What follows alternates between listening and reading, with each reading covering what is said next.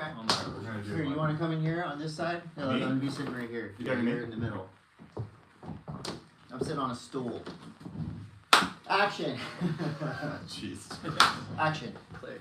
We don't. This We is gotta why. get tight. This is why we don't have guests. Because they can't We're fit. scooting together. Operationally. Guests Scooching. don't fit. Dave's almost in the feed. Okay, let me just test this out one more time. Are you in, Chris? I'm in. All right, Dave. You can I think I'm in. scoot Yeah, this way. yeah. Yeah, it's an intimate podcast. It's Wow. super intimate. Oh my goodness. Okay, we Check this out. We are on it. This is the world's greatest action sports podcast. I am Chris Coté, and who am I sitting next to? I'm Todd Richards, and you can introduce yourself. Yeah, I'm Dave Prodan. Wow. From the lineup. Dave sounds super excited to be here. I was trying to be calm. I'm Dave Prodan. I'm Dave Prodan. Okay, cool. Well, hey, check it out. So this is a very special episode because this is a collab episode with what we think of as one of the, if not the best, surf-focused podcasts. That is The Lineup with Dave Prodan. You do have guests on that show like Mitchell Salazar, Lakey Peterson, Kelly Slater, a lot of famous, awesome pro surfers. They are real. You guys get real guests. Sometimes, yeah. Well, I guess we have a real guest now with I Dave. know. You guys have real guests every week. You guys are like as core as it gets. Kind of. We are each other's We guests. do. We call people. We do cold And call people. occasionally they pick up the phone. Oh my gosh, can you imagine Dave's Rolodex is probably insane. Who's the most, well, I'm sure you have Kelly Slater's number, but who would we be surprised that you have in your phone that you could just call right now? We're not going to make you, but who could you call right now that would pick up, that would blow our minds? Well, I don't know if it would blow your mind, but I do have Thor's mobile number in there. Chris Helmsworth? Yeah, and the story behind that is that Luke Monroe, who's a world-class surfer, a few years ago reached out to me and was like, hey, we're on the Gold Coast. I'm busy today with work and the kids, but a friend of mine's coming to the site, and I know that you'll be cool. He just needs to kind of be away from the public. And I'm like, well, who is it? And he's like, well, it's Chris Hemsworth. I said, oh, yeah, it's fine. Like, just send him my number, and I'll meet him and make sure he's taken care of. And couldn't have been a nicer guy, but, like, my son, now that he's 11, and my daughter is also 11, they're very impressed. And every other week, they're like, can you Thor call him? You just I've lock never that called number him right back. in, huh? That's you're all. I have a Thor lower back, but that's about it. I love to hear it. Well, it is June 9th, 2025, a proper Monday for the Monday Mass. It almost didn't happen today because we were at the Lexus Lowers Pro, and it almost went, but it went on hold, and then it went on hold, and then I think collectively us three decided that, you know what, let's just do the Monday Mass instead of this championship tour event today. Dave, were you up there as well? I was, and Chris is totally right. Like, the surfer's ready to go, the surf is pumping, and then Griffin walked up and was like, I heard if we don't run, Monday Mass is going to go with Todd and Coté, so let's call it off and see if we can listen to that. Wise decision, because now we have all the fans. So, Dave, as you know, I think you have sponsors on your podcast as well. We have more. We have many. This whole show consists of an ad block.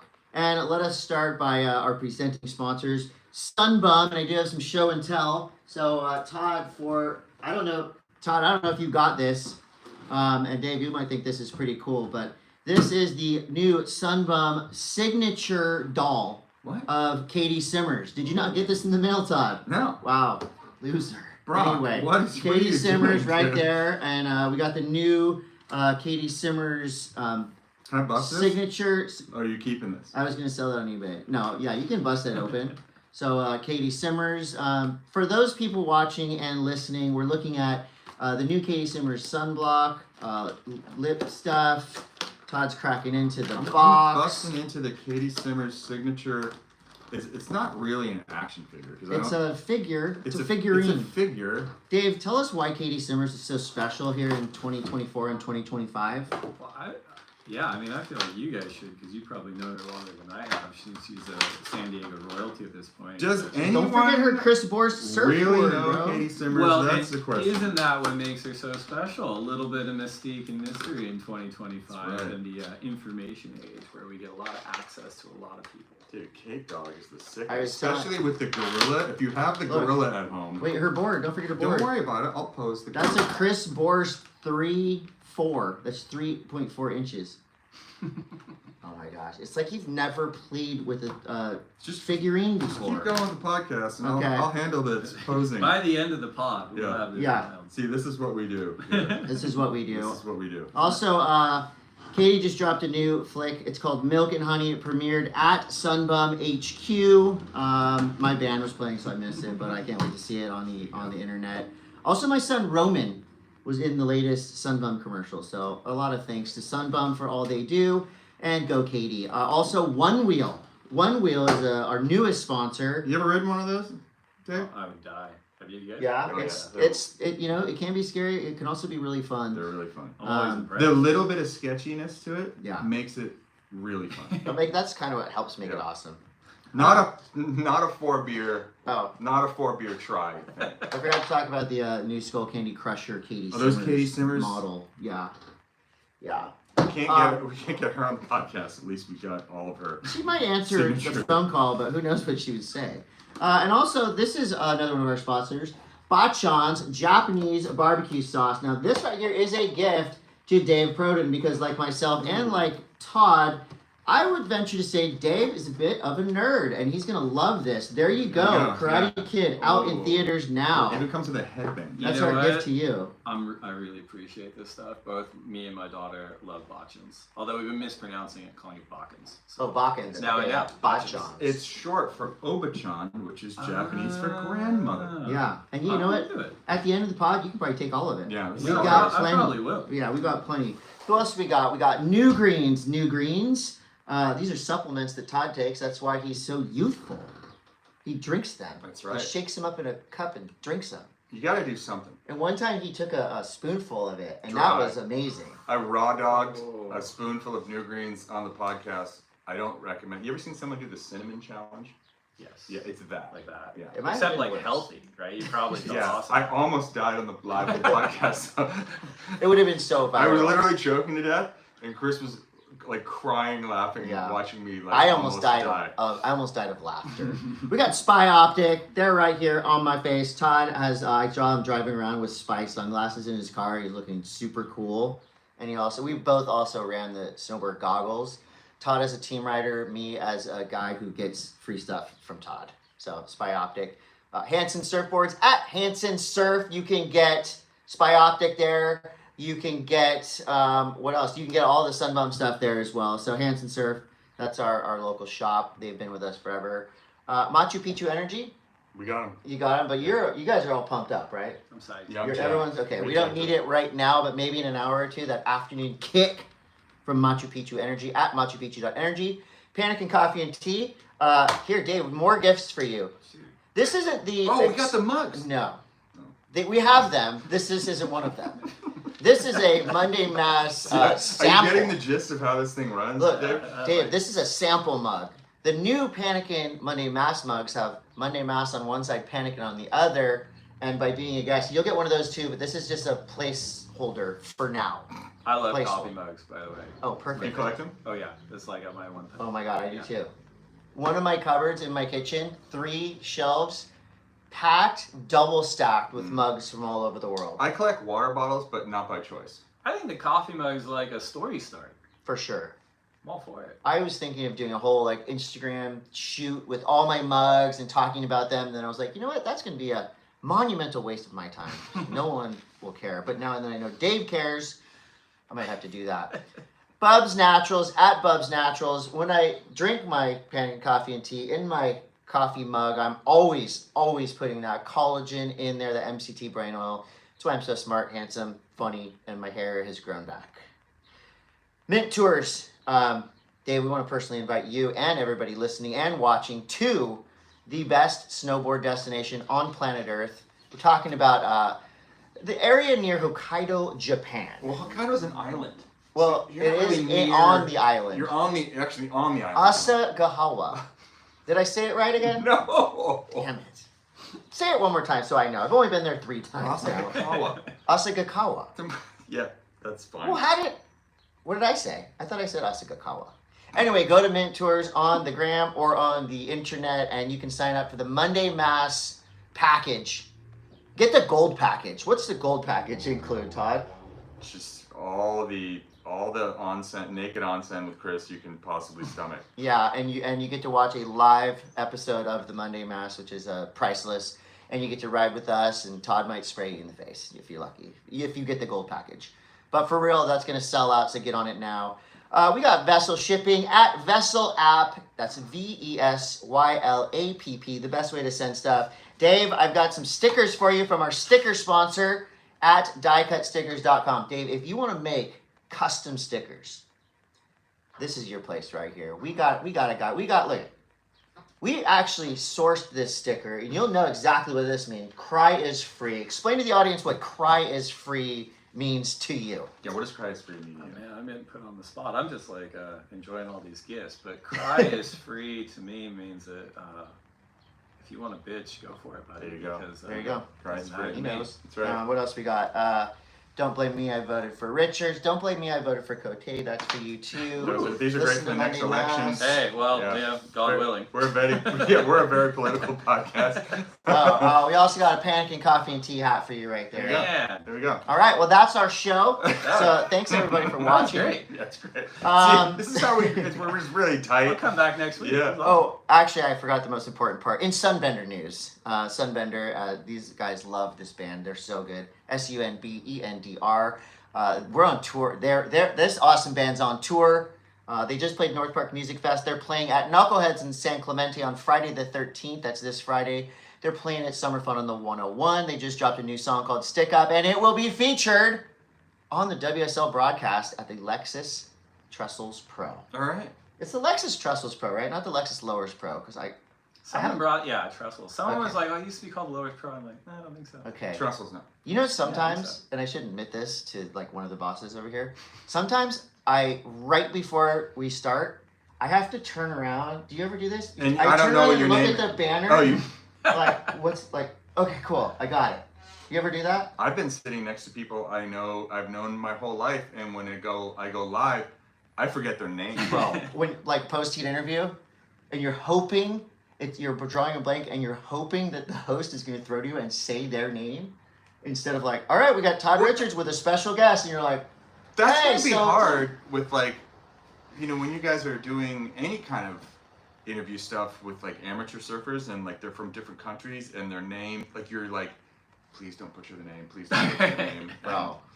Well, but by now in like championship tour events on the Challenger Series, You should know who we they know are. all their names, but some events they do, like ISA events and like pro junior events, it gets radical. Okay. It's actually a fun test. And then sometimes you see them later and you're like, and they're, you're happy to meet each other and you're like, oh, is your name pronounced so-and-so? And they just look at you like, that's really sweet of you to try, but not even close. Surf News is brought to you by Sunbum and, what? I was gonna say. Do you have something to promote? I just gonna- took no, up a lot of time. No, I promoting wasn't gonna Sunbum. promote anything. I'm just saying. Okay, so while you're up at the So what's the name of your event? Trestles. Nope.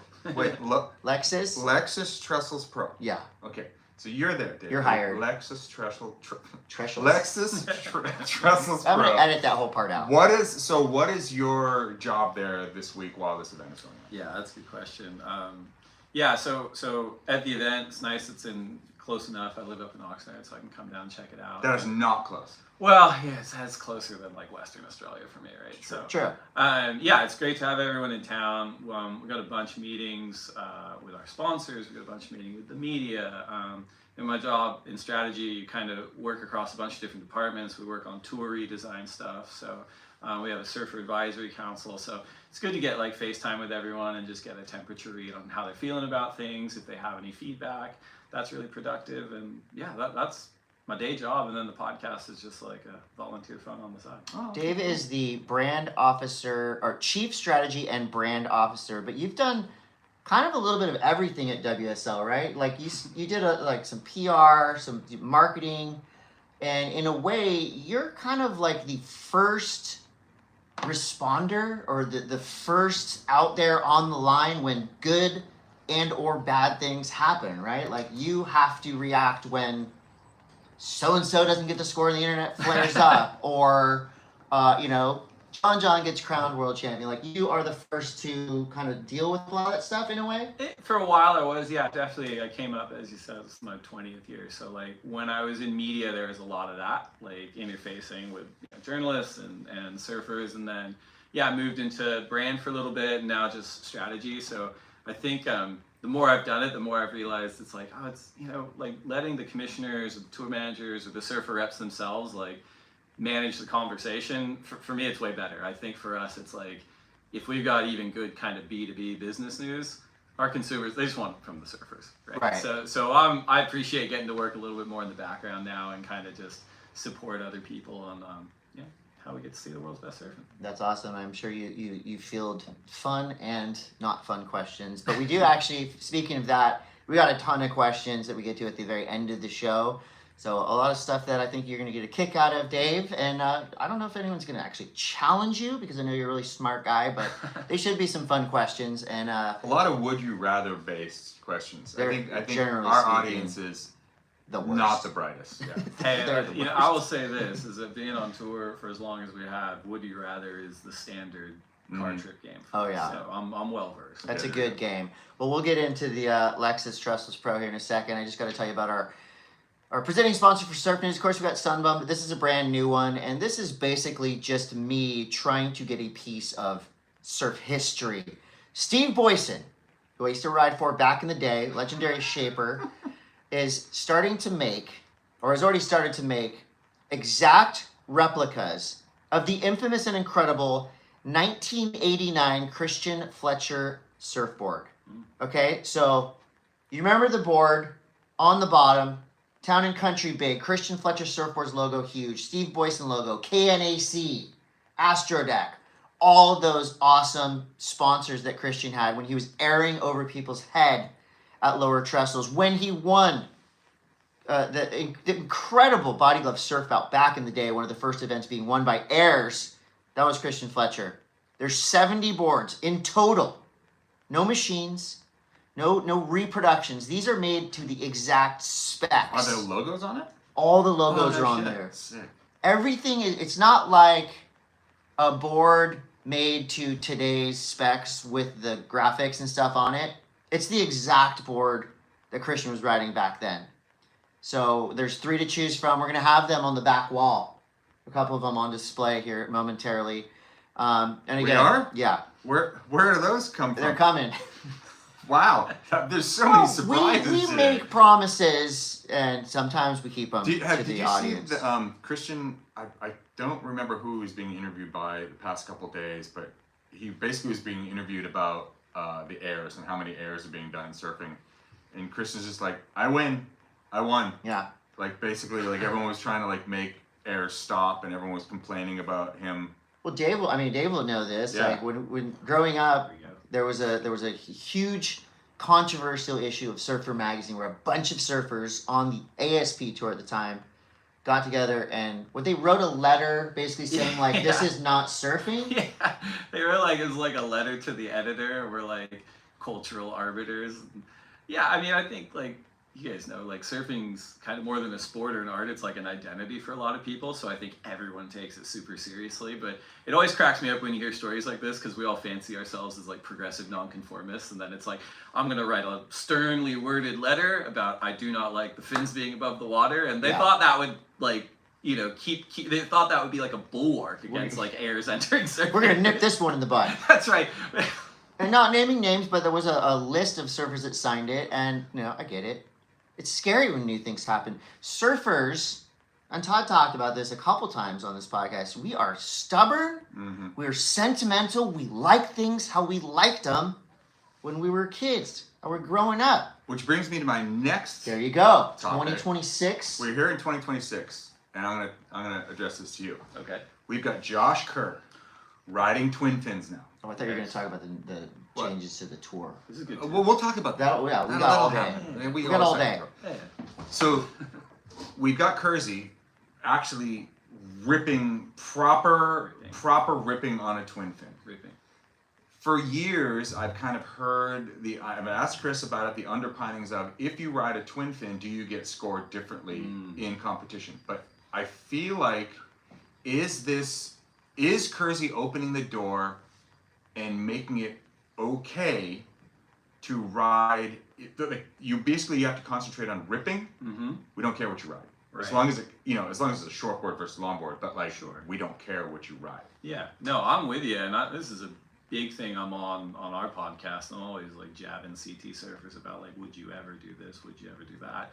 But we've seen it on tour. Like Chris Ward, he rode a round nose fish back in the day of Snapper Rocks. Dane Reynolds, personally, I was radicalized 2011 in Senos. He rode the MTFA against Roy Powers and like blew my mind with how good it was. But we see it a lot too at the wave pool. Like you see people ride these 2+1s in slightly different shapes. I think Griffin was out there in like maybe an MR twin the other day free surfing.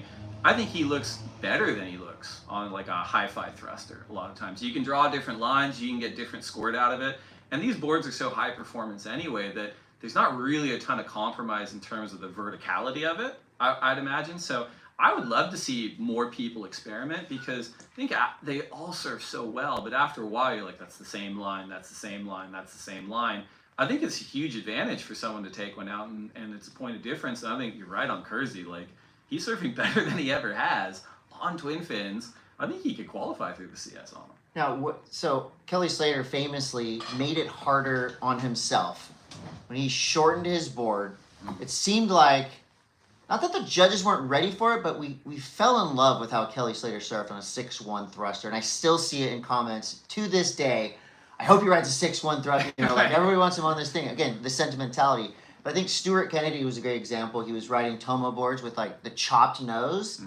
I think he was surfing great, and I'm not saying he was underscored, but it almost misunderstood a little bit, like too soon. You remember when Stuart Kennedy's was like rising up on those boards? Yeah, 100%. And I think like the challenge there is, I'd imagine, I say this sometimes, but like I think surfing is the most passionately watched, subjectively scored sport on the planet, right? And I think in all of our heads, all core surfers like, that's elite level surfing, that's elite level surfing, but there's always going to be those questions around like, did that dip a 1.5 because that's not a conventional Ferrari thruster, right?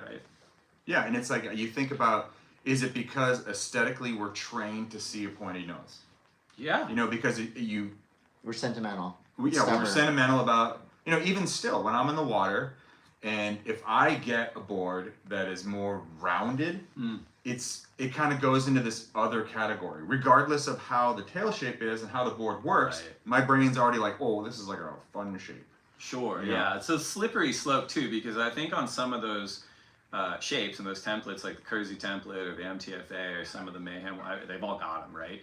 But there's a range of like, this is still a high performance alt shape, but then it's a real quick slope to like, this is fun, like this for fun, kind of alt shape. I think it took time too for Kersey and for, like Asher Pacey, Tomo to certain, there's shapers that put out, quote, experimental designs that now have been so proven. And, like the twin fin that Kersey's riding now compared to the one he was riding 5 or 6 years ago is so fine-tuned. In your mind, you'd always think like, well, it's a twin fin. I'm going to be on top of the water and be skating along. But these new ones, you can fully carve. I mean, Kersey can carve better than most, but like you can really set the rail. They're not like classic fish twin fins that were for flat waves. Like that's when those guys would ride them in Huntington Beach. So there is these design tweaks that make them feel as safe as a thruster on rail, but you get this extra little squirt. And I think that these new kind of shorter, wider boards, not necessarily thicker, but they're just easier to ride. I've been surfing for a long time. Too long. I've been surfing for too long. And the boards that I have now that are the shorter, wider, kind of like more fun, aesthetically looking boards are so much easier to ride. And I guess it's arguable if they look better, but when you watch a pro, like if I picked up Ethan Ewing's board, if any of us picked up Ethan Ewing's board and tried to ride it, we would you'd sink on the wave. Yeah. We're almost as good as him too, and that shows you that they're hard to ride. Some circles say that. That's right. I'm curious with both your guys' backgrounds, is there anything comparable equipment-wise, like in the snowboarding world or the skating world, where like elite level snowboarding's happening on maybe like slightly unconventional shapes, or skateboarding, or is it all people have kind of reached the pinnacle of design? Well, in snowboarding, when we would think about, I mean, you go back to like the classic era of like, you know, Kelly on the rise, like I would say like 90s, early 2000s. It was very much like all the snowboards looked like popsicle sticks, and they were typically longer. So snowboards became shorter with more edge contact, so you would get less swing weight on the board. When you're in the air, you could spin more.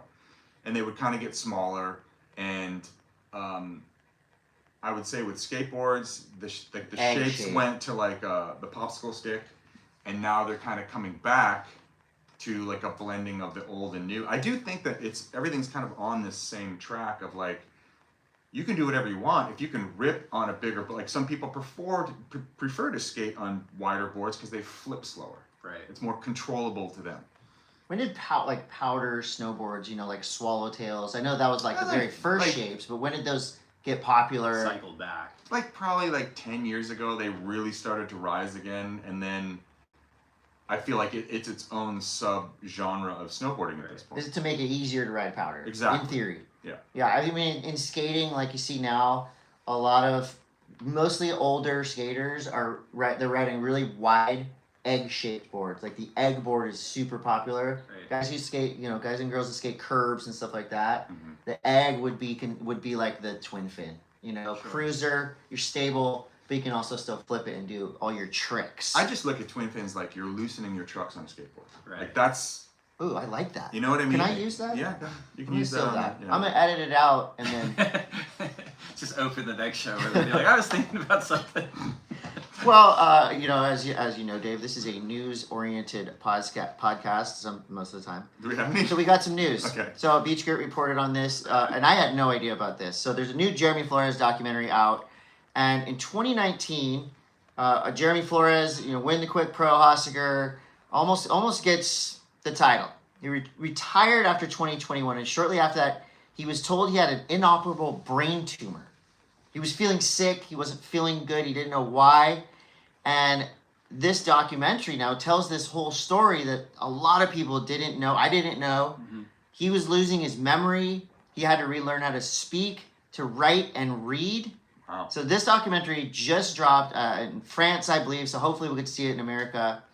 And I like this quote that they included there. It says, Jeremy Flores cites Kelly Slater as the person that gave him the most support. Kelly called him almost every day before, during, and after the operation. So thank God that Jeremy Flores is on the mend, and that's really cool. That Did you have any insight? Kelly, Did you know about that at all? I didn't know about it when it was happening, and then after the fact, we learned about it, and we were able to speak a little bit, and even working with dads on the dock and make sure they got the footage they need for it. But yeah, I mean, it's crazy, right? Because you kind of have this very tight-knit group of elite-level surfers, and sometimes we're just like, it's almost like the shut-up-and-play mentality sometimes for fans, where it's like, I don't care about your politics or your backstory, I just want to see you rip. Yeah. And like, everyone's a human being. Stuff's happening in the background, and even the Kelly Slater note there is like completely appropriate because it's not something that he would advertise. Right. Where he's Yeah. like, I'm calling him every day, but like,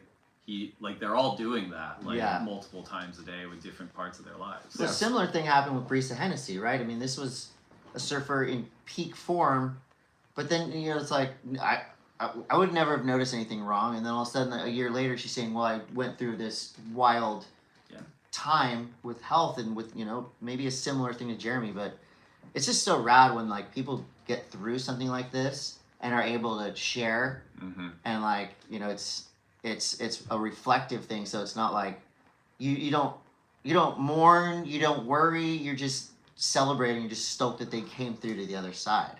And the doc's awesome. I've seen it. You've seen it? Yeah. Dave probably sees everything before anyone. Yeah, I don't watch anything. How did somebody, so like if I want to make a doc about whoever, and I can email the WSL and say, hey, is it cool to get this? Like, how far back do you guys go, and what's the procedure of you know, do I have to tell you, like, what if I'm making some kind of like weird hit piece and do I have to tell you about what the doc is about, or like, how does that work? Yeah, I mean, fortunately, it's not my department, but yeah, there's a licensing group at the WSL. We've got footage that goes pretty far back, so if someone needs it, generally that's how it works. They're like, I need X amount of footage, and you know, it is part of like any sports leagues, their business, where it's like, what costs this much? But for stuff like this, and like, you know, people that we feel like are telling stories, they don't have to be positive stories necessarily, but like fair stories that help the league out. We're like, we're here to support, like whatever we can do. But yeah, that does involve a little bit of like review, but Yeah. I'm not big on giving notes where it's like, hey, at the 3:45 mark, like I was wearing a stupid hat, so edit that Yeah. out or whatever. Well, I was going to say, do you have the 1996 second round of the U.S. Open? Because I believe I got a 6-5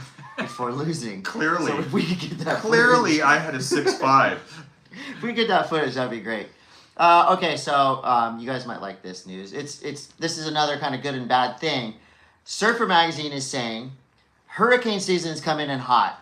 So heading into 2025 Atlantic hurricane season, the National Weather Service, the National Weather Service forecasters at the National Oceanic and Atmospheric Administration, aka NOAA, predicting an above normal hurricane season in the Atlantic Basin this year. Starting now, June 1st, all the way to November 30th, saying maybe 13 to 19 total storms that affects you as your summer trips East Coast, to the yeah. East Are you Coast from East come Coast? along. No. I grew up here in San Juan Capistrano, There you go. and my mom's Australian, and yeah, I've been in Oxnard for the last 15 years. Yeah. Oh, well, I always miss the storms. Oh, okay. So That it's doesn't good, affect it's good any to of us. know when they'll be there, so I can plan my trip accordingly to not be there at the same time. Gosh, it's such a weird thing. I remember at Transworld when like it would be hurricane season and something would happen and we're like, yes, let's go! Hurricane season, let's do an article. And then it would like do some damage. And it was very kind of bittersweet. You have all these amazing photos, but also it was like some bad things happened. Well, that was the 2011 Quicksilver Pro New York. Oh yeah. Where they're like, we're That was gonna a go to New York. great time. Was great that Sandy? Time. No, it was begin with an Ophelia. I think, The one that wrecked the whole boardwalk and everything, I think was like Ophelia or something like that. maybe. I remember being in Tahiti though, and the final was happening, and Quicksilver and our former owner Paul Speaker was at Quicksilver. That was his event, and they're like, the hurricanes just hit. You know, the skating's off, the music's off. We're going to cancel the event. It's a force majeure. It's the first time I'd heard that term. I'm like, Oh, force majeure. yeah, I don't like it's like a legal term and like shit happened or whatever. But we're in the final, and like everyone was supposed to fly from Tahiti straight to New York. There was like a few days in between the event, and they're like, the event's been canceled. Bob McKnight just got on a plane. The event's canceled. We're gonna have to tell all the surfers after the final. And I'm like, oh wow. So I'm like writing my press release in this little hut, and then the event finishes, and within like 3 minutes, I got a call from Brody Carr. He's like, it's uncanceled. And I'm like, what? Like, It's and gonna he's go like, off. Do not let Renato send that message. And like, I had to like speed to the point, like run to his house, and I'm like, don't send the message. And like, people already thought, like, Parka's like, oh, we're gonna be in Tahiti for another 2 weeks. And I'm like, no, you're not. You're on a plane. But it was the whole idea of like, to score good waves during that window, we needed a hurricane. But as you pointed out, like, it comes with destruction. I mean, it came with Todd Richards on the mic. Yeah, I was there. Was that your last No, big surf event? I think they let me call some heats at the U.S. Open. Oh yeah. But most of you were riding around in a shoe. Yeah, I was just like, just being in the sand talking about Vans. Oh, that's good. Okay, so what else we got here? Todd, you might be interested in this. Okay, so the U.S. ski and snowboard thing USASA? is trying to take over USA surfing, and maybe this is boring, but Todd, I know you've dealt with this. You deal with USA ski. You deal with USA snowboard. Sophie Goldschmidt, who used to work with us at WSL, or them at WSL, is part of this group. And this is like Olympic stuff. This isn't WSL related. Right. So this is Olympic stuff and Olympic qualification. But is this something in snowboarding that, did they come in and take over snowboarding? Am I just talking out of No, FIS back did. here? The Ski Federation took over snowboarding. But I mean, who governs surf right now in the Olympics? You guys?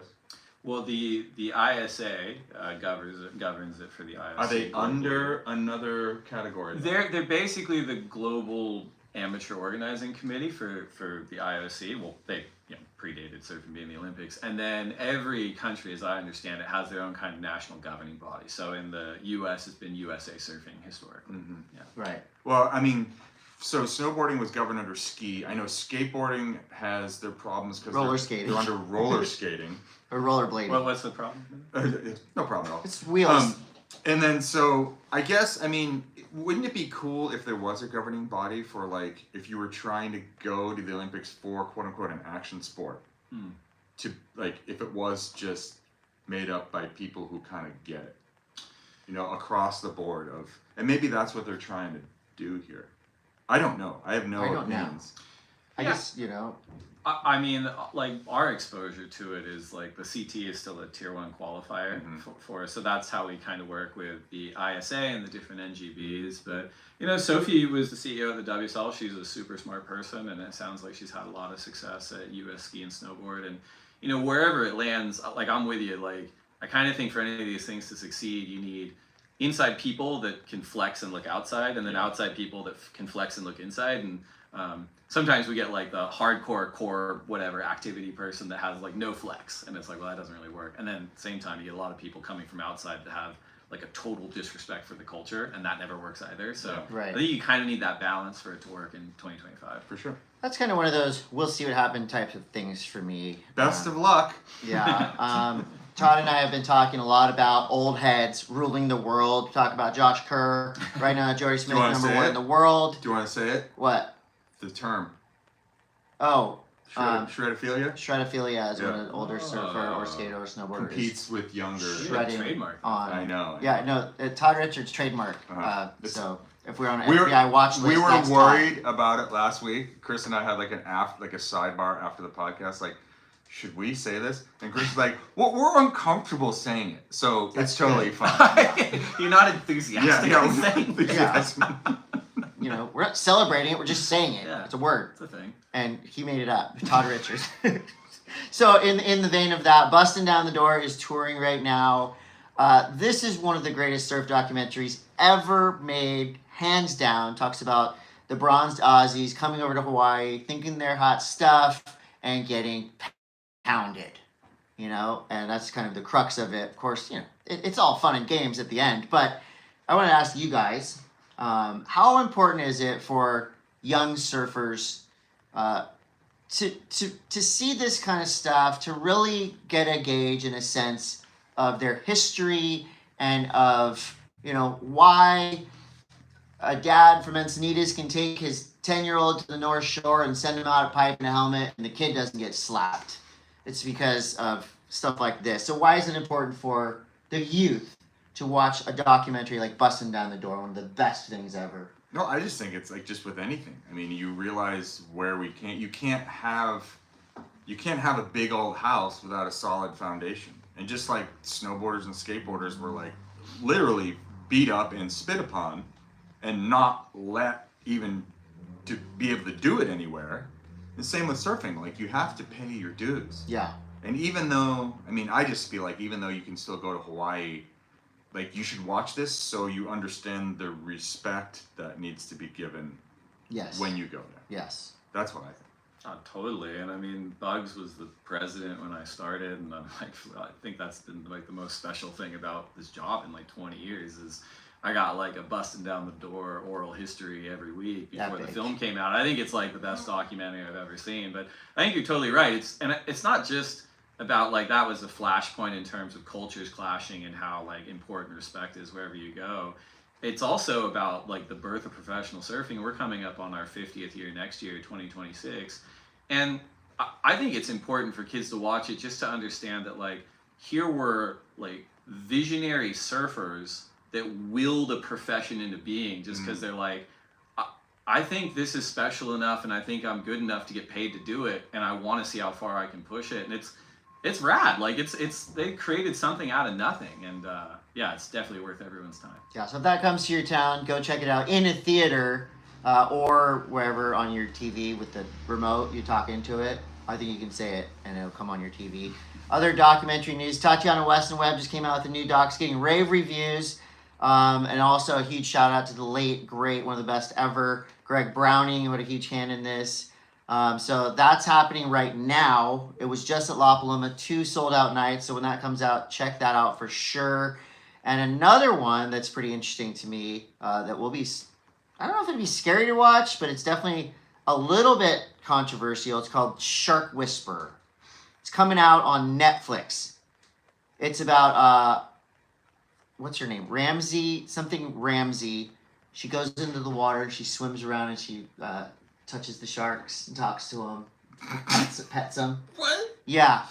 Did Mark Healy You know do who I'm that? talking about? I know, yeah. I think it was her, like, Ocean Ramsey or something. Yeah, on Ocean Instagram, Ramsey, I but, think was her like, name. yeah, the people that did My Octopus Teacher, like, that documentary Yes. is, like, amazing. Ruined so many people eating octopus. Yeah, but that I used to like octopus. dude, that guy did not hold his breath for like 30 minutes and hanging out with an octopus. Oh, you thought it's I think it's artificial I intelligence. think Magicaholic. no, I think it was magic. Magic. Ma- Octopi are magic. They are pretty cool. Well, I think, again, like, I know a lot of people that don't eat octopus anymore because of But that. So I we'll do- see if people don't eat shark anymore because of this. I also believe that guy was maybe like an octophiliac. Ooh.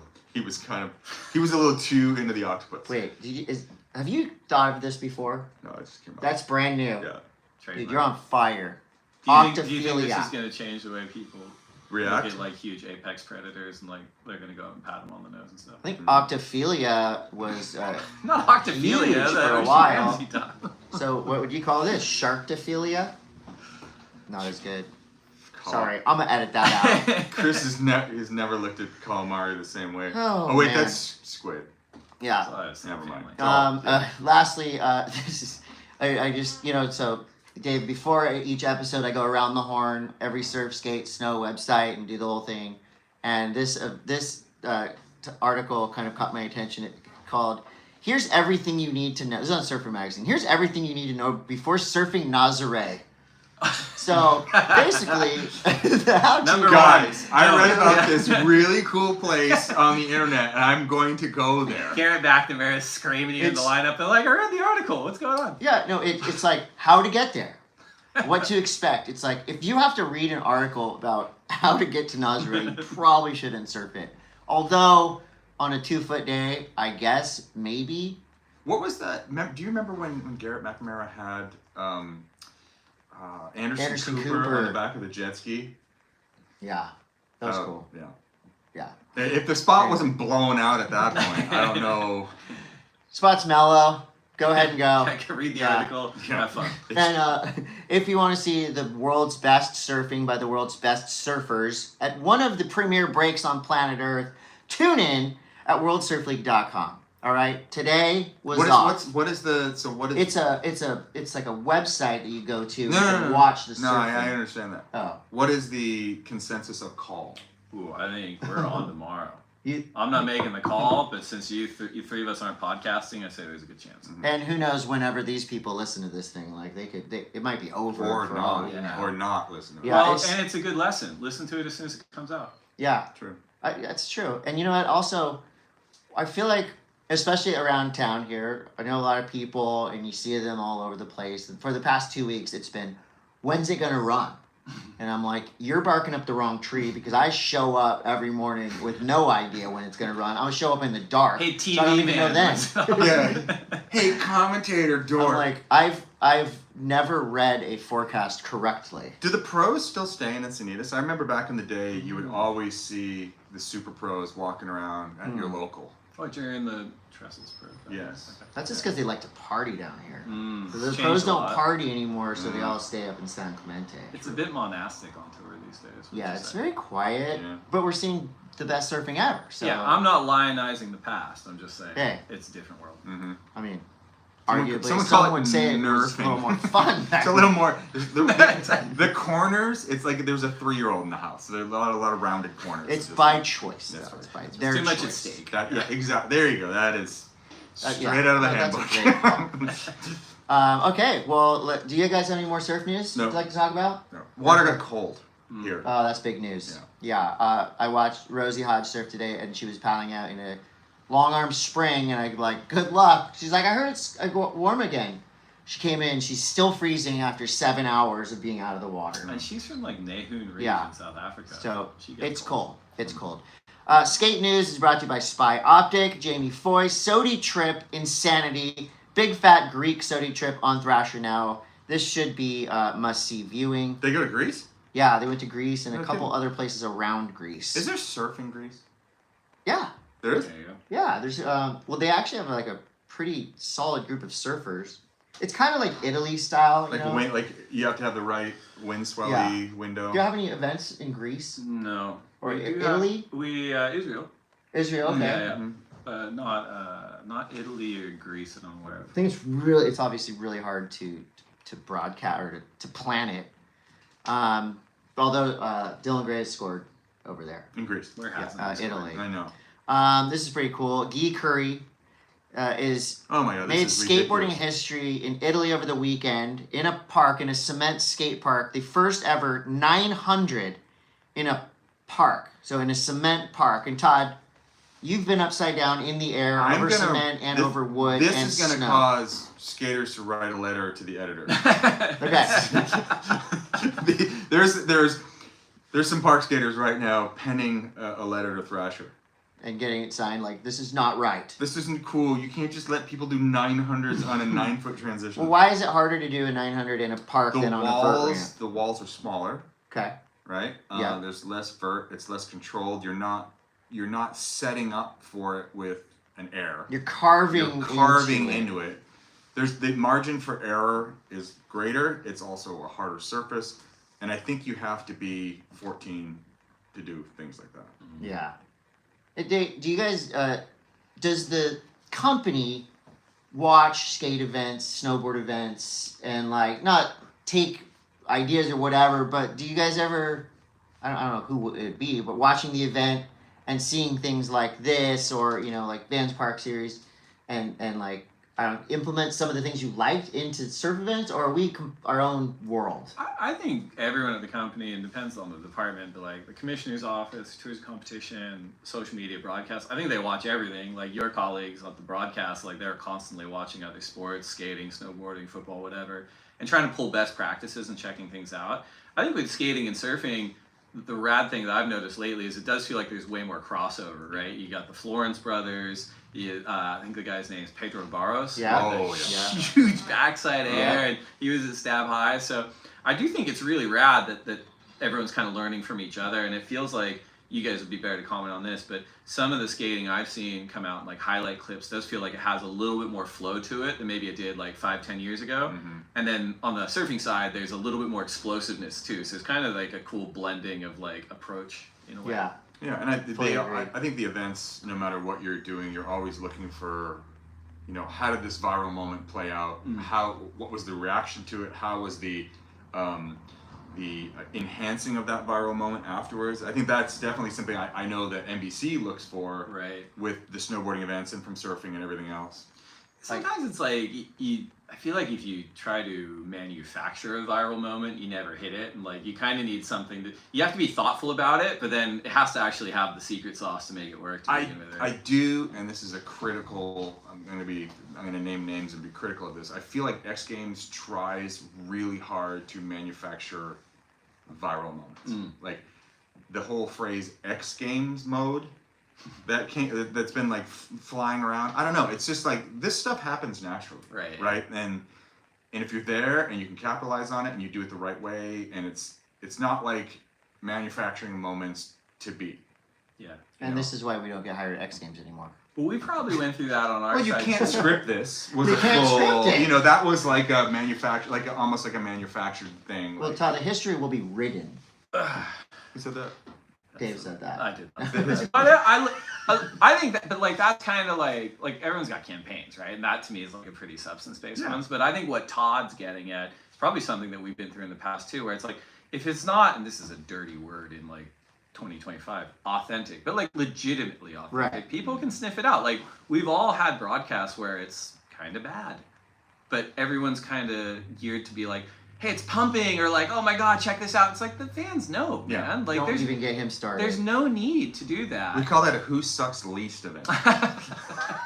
Well, you know, it's funny. It's like, I think all events have them, right? And they cannot be manufactured. Like, for example, so Griff's Air, West Oz, needed it, end of the heat, did it, just blew up, blew everyone's mind. If he had have done that same air in round one, non-elimination, you know, it would have been awesome. Or the box, like his wave at the box. Oh. Like, that's crazy. It doesn't look possible, and then it And it's happens, possible. and then you capitalize on that the right way. That is a viral moment that transcends the sport. that you're Two in. perfect moments. Yeah. Well, going back to busting down the door, like when I started, I was like really eager and I was like peppering Bugs with like a billion questions, and Bugs was so cool. But at one point, he's just like, whoa, whoa. He's like, let me break this down for you. What we do is we find the best surfers in the world and we put them in the best waves we can find. And that's a formula to see some cool shit. And I think that's the North Star. Like, you can't manufacture it. You can just put the pieces together and go, okay, stand back and let's see what happens. Simple yet effective. And that's what I Not think- simple, but effective. That's kind of what people go for, and it's a bummer that the Vans Park series isn't around anymore, because it's also, I think, one of the beauties of surf competitions is they are brought to the beach where kids can go the day after the contest is over and try to emulate their heroes. And it's a very different scenario than having like an X Games or whatever, where like they take the ramps away. The ramps are gone. You can't go there. But like the Vans Park series had that. You would have a viral moment like Gui Khury doing a 900, and then you could go and hit that same wall, and maybe even if you grinded it, it's just you get a piece of that to you. And I think that's really cool. It's like that in snowboarding too. Like the course is there. Yeah. Now it's the slopestyle course, and you guys can go and do your thing. It's kind of the relatability component. Yes. And I'd say that there's a parallel. Anyway, I could wedge Dane Reynolds into the conversation. I will. But I actually thought when he started Marine Layer Productions, it was kind of revolutionary because he would just show himself surfing, Emma would, or show himself falling. And at the time, people never saw that. You Whole know? sessions. Totally. And they're like, that looks like the wave I surf. Like, okay, well, that's what's possible, you know, and that's what's cool about it. Yeah. I've always loved. There's been a bunch of skate footage that's come out recently of, you know, people filming their video parts, and it's the raw tapes of them trying to get those clips, and it just shows you the battle.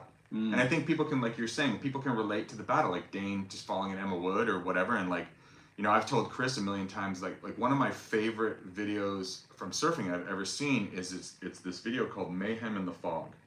And it's Kaloe and Dino testing out a few, I think it was like the Subdriver before the Subdriver came out, before we went to the Azores. And the Azores, 2 foot T Street. Right. 2 foot T Street, ripping. But I'm looking at that as I can relate to that. Yeah. And so when you have someone, you know, you have these events at skate parks where people can go to and be a part of it. I just did an event in Virginia Beach that was, it was a pro event. Yeah.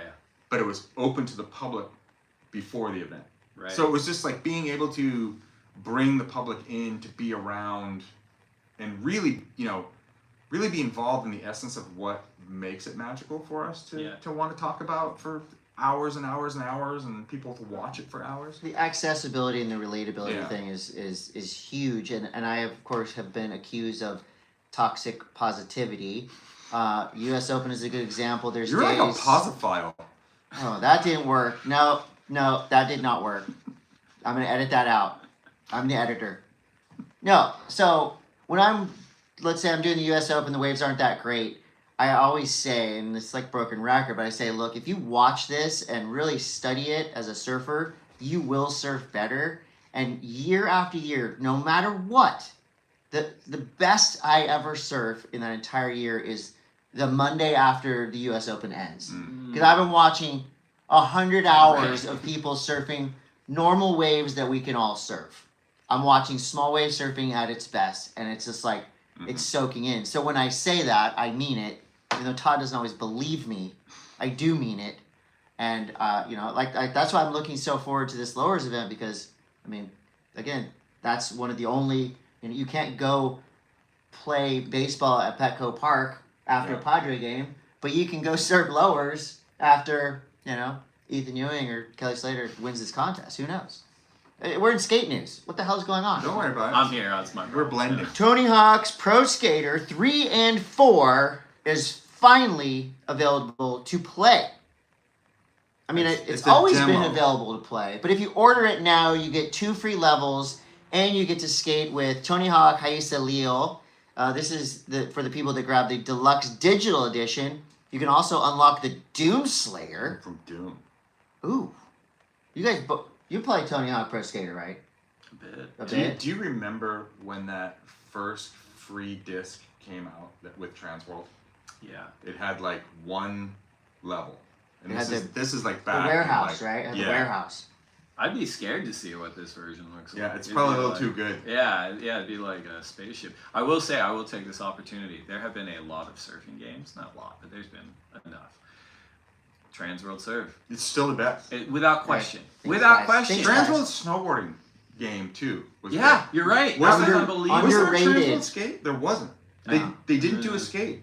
Because of the Tony Hawk. Probably. I yeah. think Tony Hawk came out and was just like, all right, well, let's do all the other stuff. That's I right. was actually the coder that made Transworld Surf Did you work with them? a little bit. You did really? A little bit. We Did we you got have to the go. ball? Did you wear the balls? or No, anything? we got to go in there and advise a little bit. But they were like, the hardest part You was just came in with balls on you. Yeah, I just had be the like, black I'm just looking. thing Just with- put me yeah. in, coach. Sir, that's not what we're doing. Yeah. Like, yeah, what's my character gonna be called? No, the hardest thing that they had to do was make water move. Back then, that was just like the gnarliest achievement. So we got to go in there. We picked some of the surfers, and it was cool. They ruled. So, do you think you guys Mm. could do, let's say, instead of tray flips, any skate trick? So, could you, for 9 innings, eat 9 hot dogs, drink 9 beers, and do 9 skate tricks? Wait a second. Back this up a little. Okay. You would have to. What do you mean? What are you talking about? Innings? So, you sit down, You watch baseball. hot dog, beer, kickflip, 9 times. So you're eating 9 hot dogs, 9 beers, and 9 tray flips. Dude, 9 hot dogs. It's a lot. I'm not Joey Chestnut over here. Well, that's what I'm saying. Jenkem, my favorite skateboarding website, 9 hot top dogs 3 is like for a sure. Tuesday afternoon for you. They had a contest in New York City, and I think this could be fun to see if they want to implement this into snow and or surf. What, that is What actually would be the equivalent to the 999 skate challenge in surf? Like, what would you have to do? 9. I'm acai- fine with not. How many acai bowls does it take? Well, like, will you? 6 Explode? acai It'd bowls. be like today, it'd be like 9 hold calls, 9 coffees, and then you just pass out. Yes. Yeah. So wait, 6 acai Do you- bowls. do you think you 6 can have too much 805s. acai? I think you can have too much acai. You turn purple. You just turn into Italo. Yeah. Mm, No, that's Red that's a Bull. good idea. That's Red Bull. And That is. What else It we got? actually sounds like an entertaining thing to watch. Happen. well, it's out now. You can watch it. Do you remember before acai was like everywhere and it was like a secret thing that you Yeah. would get just when you Yeah, went to Mona visit? V. Do you remember that? Yeah. It was just like the pouches at Yeah, first, right? Yeah. But you I'm had like, what to. are you doing But it was with like a this? pyramid scheme that you had to like know somebody's like. Literally, it's not a pyramid scheme, but we're gonna have up to 4 people under you, and under you. And however much you sell, you get. Yeah, I remember buying. That's when the real money starts. Yeah, I remember Yeah. getting that stuff. That acai Yeah, was. you go to that- Brazil and it'd be like a secret. They're like, there's this new thing, and you try it, and you're like, that's pretty good. that's I back feel when. better. That's back when acai was like pure, uncut. Oh, the uncut acai. It was yeah. just like, oh man, Yeah. every bite, so good. Vincent Malou is now on Element. That's pretty cool. He's gonna help recreate that company, and that's pretty much skate news for you. I think Vincent Malou would be a great skater to get on Hume deodorant. Why? Because he's He French? smells really bad. You ever stood next to him on the deck? No. Like Mm. he does not smell good. Oh, okay. So it's not a He's nationality thing. It's a personal It's a thing personal you have with hygiene. him. He is an incredible skater, He's and so- he will slam harder than anyone I've ever seen in my life. But my God, he's got 2 Italian sandwiches under his arms. Yeah. Well, he's very handsome, so I don't think it matters. This is a good before and after case study. Though. Mhm. Probably be good. I might not be talking about Vincent Malou. You're not, because he was not at Jackalope. Okay. He was No, I'm not not at talking. Jackalope. I don't think it's. So Wait. who you're talking about is not as handsome as the guy I'm talking about. Someone's catching straight. He in this might. conversation, though. He might. Never mind. Go ahead. Adrian Bouillard. No, who's the dude? Who's the crazy Vans Park skater who would nollie Oh no, he's Spanish. You're talking about oh yeah. nollie off the deck. He would not care if you said he smelled. What is his name? Oh my gosh. He's really smelly. He's good too. He's He's really incredible, but he He's stinks. crazy. Smells bad. Smells bad. Spanish guy. You know him. Never wears a shirt. Yeah. Anyway. Snowboarding News is presented by New Greens. New Greens, we love it. You should love it. It'll keep you healthy inside and out. New Greens is awesome. And you know what? We love Mark McMorris on this podcast. He's one of the best to ever do it. And he is teamed up with another guy we love on this podcast, Tony Hawk.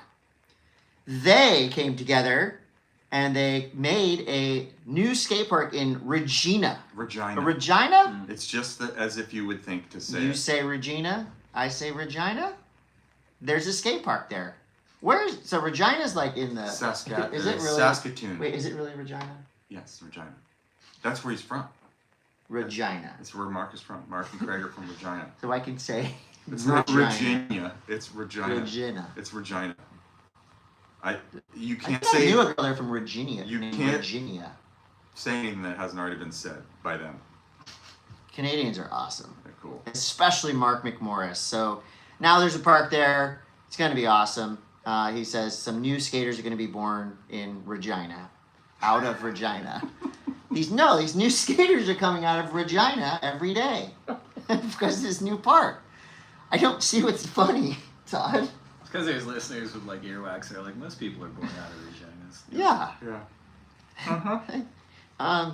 Oh, we in snowboard news? what else? Oh, I think I have some. There's a $1.8 million upgrade to the existing Regina Park. So this is They've a had a Reginal Plaza. A Regina Reconstruction. Okay. Is Plaza? Is that when you reduce it? When you get a like No, they made Rhinoplasty? the Regina bigger. Just augmentation. Regina augmentation. Edit that out. Okay. Out of life. 'Cause we're live. Okay, keep going. Okay, the Snow League has added Eileen Gu as a global brand ambassador. So, Probably the most famous skier in the world. yeah, easily. Most marketable. Most successful. And So, she rips. I think she's just adding to this. There is going to be a free ski. Don't listen. No, it people, says don't, you will compete as a free skiing don't athlete. get concerned that we're going to start talking about free skiing on the podcast. No. Unless, But let's talk about Eileen. unless She's cool. somebody pays us.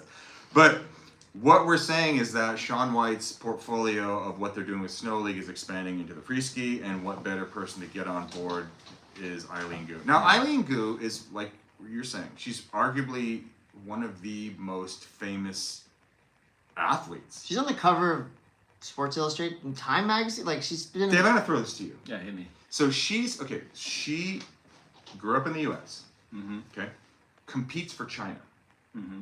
in the Olympics. She's won multiple gold medals competing for China in the Olympics. So when you're talking in terms of marketability, so how does that? I mean, it's like, okay, you're the biggest. Like, does the U.S. can't really claim her as?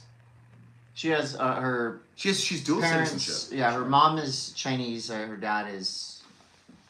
Is there from anyone the in US, surfing that kind of has that Oh, dual? Like, That's happened a ton, like especially since the Olympics. Mm. You get surfers that born and raised in one location, but they've got nationality or dual Mm. passport. And the reason being is like probably any of these sports, like you need all the support you can get. And a lot of these other countries, their national governing bodies have like, hey, we can fly you around the world. Yeah. We can give you like support, et cetera, et cetera. So, you know, Aaron Brooks surfs for Canada, like Connor and Kanoa surf for Japan. Totally. Tatiana switched to Brazil, like, and I think it's been a really cool thing because I think it's actually let like a lot more countries into the sport that wouldn't have been otherwise, and it's sure. a little bit like medieval times. Now they all have like a night in the contest where it's like, oh, cool. Yeah. Kelly have like he's from Syrian descent or something? Yeah, I remember reading that somewhere too. I fully agree with you. I think it's super cool, and it's like, it's only going to help grow the sport in these countries. And you know, people sometimes go, well, oh, it's he or she left because it's easier to make the Olympics or it's easier to compete in this place. Well, sometimes it is opportunity. Yeah, but it's like you're still surfing against the same people, Yeah. and I think the support thing is just huge. I remember like Team Brazil for skateboarding back in the day, like all their skaters were getting paid like $5,000 a month or something from Brazil, Mm-hmm. And the American teams are like, what? Like, we're in coach. It's like a back Prefontaine here. situation. Yeah. It's like, what's happening? So I think anything to support the athletes is awesome. I think going from this could be a great transition to, so you have Eileen Gu, who's probably the most famous free skier, arguably one of the biggest athletes, to our friend who is the 2-time gold medalist for snowboarding, Chloe Kim. Yes. So Chloe Kim, it's funny because she's kind of been like quietly getting ready for next season. Because we're on an Olympic cycle Isn't now. she's winning everything already though, right? She only showed up at a couple events, didn't show up at Snow League, kind of just quietly just went back to Locks in Switzerland and was working on things. She dropped an Instagram clip the other day. She's very strategic about this. Right. I know she is. She's very funny the way she does this. But it was like she dropped this clip and it was very much like a good luck everybody else. Like it's so gnarly what she's doing in the half pipe now compared to the next best. Right. It is insane. So she's doing double corks, she's doing 1260s, and Is this an intimidation thing? I think it is. Wow. I think it's a very Kelly type move where like, this is what I've been doing. So see you guys, have a good summer. Like that's kind of how I feel like it is. And I'm here for it. That's cool. I think the swagger thing is interesting though, right? Because in snowboarding, it's a relatively static field of play, right? You have a half pipe. Yeah. Whereas in surfing, this is something I always think about. It's like you can be the biggest, strongest, fastest, most talented surfer, and we see them on the championship tour all the time. Mm-hmm. I think the swagger is a little bit lower than most sports because they're like, might not be my day. Sure. Yeah. Might Which be is cool. small, It's right? and when you do see it in surfing, like with the Kelly stuff, or like Medina's probably had it in the past, where you're like, that's how good that person is. Where you're like, they're that much better that they're like, I will will this into being. Snowboarding has kind of lost that a little bit with like the sport has gone through so many different iterations since when I was coming up competing, and the people that came before me that I looked to as like the superheroes. It's gotten a lot more homogenized and nerfed. And the personalities are, I think it's less interesting without those, not like cocky personalities, Right. but just that little bit of an edge, like thumbing your nose at like, come and get me. Yeah. And I think that's great. Well, it's like kind of the Andy thing back in the day. Yes. It was like he is cocky because he's that good, and so it was so watchable because it was a little bit like Babe Ruth calling a shot. Like he's like, I'm gonna murder this guy, and then he'd do it, and you're like, dude, this guy's a fucking warlock. He's right. Or he wouldn't, and it'd be a meltdown. Either way, You want to watch. entertaining, You're right? entertaining. Yeah. So I That's saw fair. a little bit of this at Trestles this morning. So during the final five, every year that it's happened at Lowers, very distinctive fan bases, signs, hats, shirts. Already, day one. So at the finals, yes, but day one, I did see a little bit of it, and I'm wondering, like, why does this generally only happen, like, Street League finals? You see it, like, signs and stuff. You know, like, Dew Tour, there were signs, but they were mostly about Todd. But in surfing, we only really see, like, signs during the final five. Mm-hmm. Do you think it's a California thing? Maybe that we will see it at Trestles this week? Like I said, I've seen a couple little, hats come out, a little low key, but maybe as we get towards the actual finals day, like we're gonna see signs and fan But do you bases. feel like it's because this is a middle of the contest season that there's not as many? I think we've always seen like cheering sections throughout the seasons. I think the nice thing about the finals five was that there was five of them. Right. So as far as like the medieval times comparison, it's like I'm here for team Ethan or team, Caroline or whoever. Yeah. There's 24, 16, like it's a chunk of surfers right now. So I think they're there. It's just not as concentrated around like 5 camps instead of like 30 camps. Yeah. Okay. Well, we'll see. Maybe Todd, you should make a sign. I would like to make some signs that have nothing to do with the event. Or just like Just like totally team rogue. Bud Glamis or something. Yeah. Or people, John 316. Has anyone seen my phone?